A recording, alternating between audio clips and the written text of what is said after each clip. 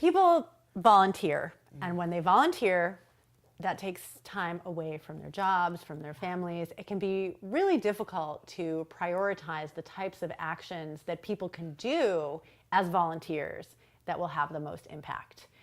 How can we help volunteers use their time the most wisely?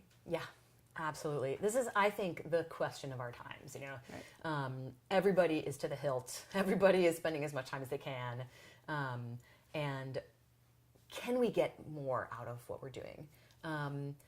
So the way I like to look at this is just to kind of look at the cycle of elections. Because a lot of what people are doing, they feel like they have to do, but they don't.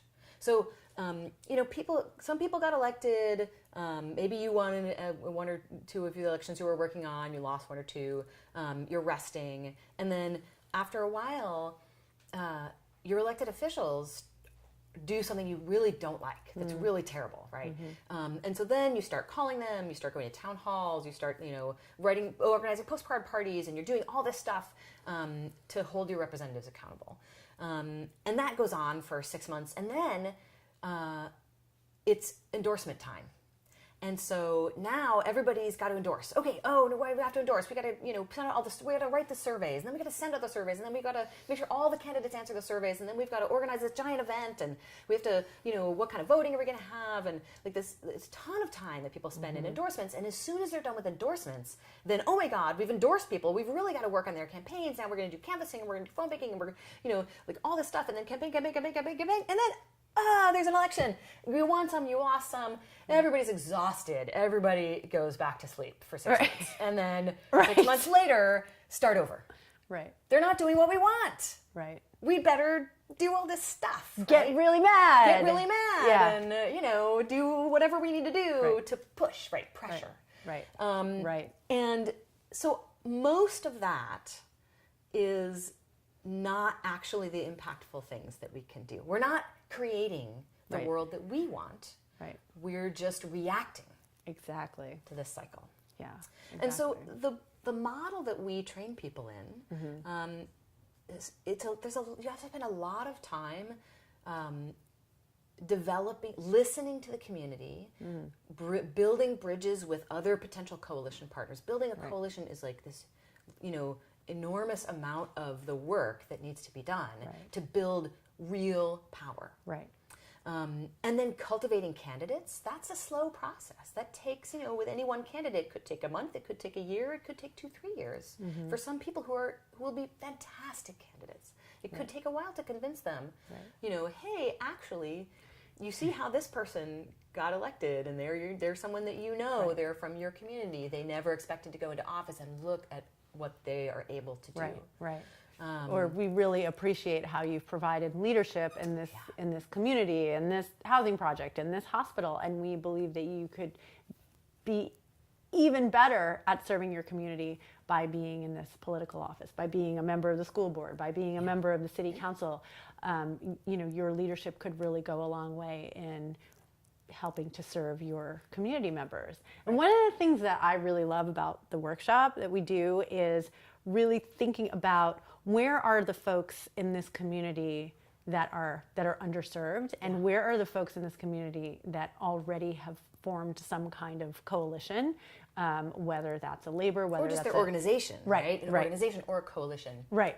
Whether that's a faith group or a teachers group or a parent group or lots of different examples, and obviously every community is different, but I love watching how we talk to folks in communities around the country and have them really think about, where are these people? And then they start getting excited. Once, remember we were in, I won't mention the town, but they were amazing.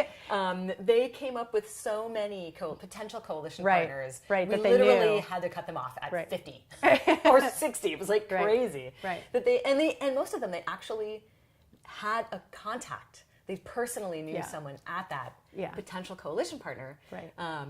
And this is a much better way to leverage the energy and the organization that already exists. That's right. So the question I think that people run into is they're like, oh, I can't do this coalition building. I can't spend my time doing these things, listening to the community, et cetera, because I'm too busy running a 9-month endorsement process. Right. Or I'm too busy pressuring my elected official who in the end probably won't do what we want anyway.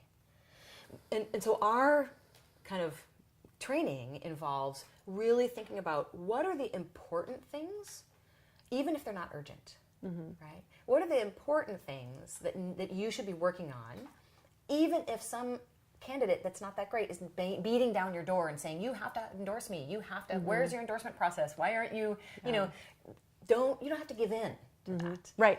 Well, that's one of the questions that I get asked all the time as a member of the Incorruptibles. Oh, who are you endorsing for this election? Can you endorse me? Yeah.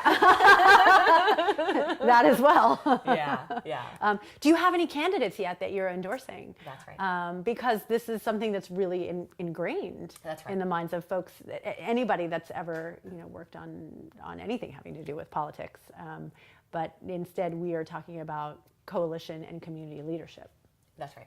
That's right. And so if you spend your time wisely and you build this powerful, deep coalition, and you knock on doors, and, not just people likely to vote, but like you really go and you hear from people and you run town halls. And if you do this kind of deep work, then 5 years down the road, you are going to be winning some serious elections, and not with some random person that shows up at your door and then ends up not doing what you want. Right. You're going to be winning elections with people that you cultivated that absolutely believe in the policy platform that you want to pass. Right.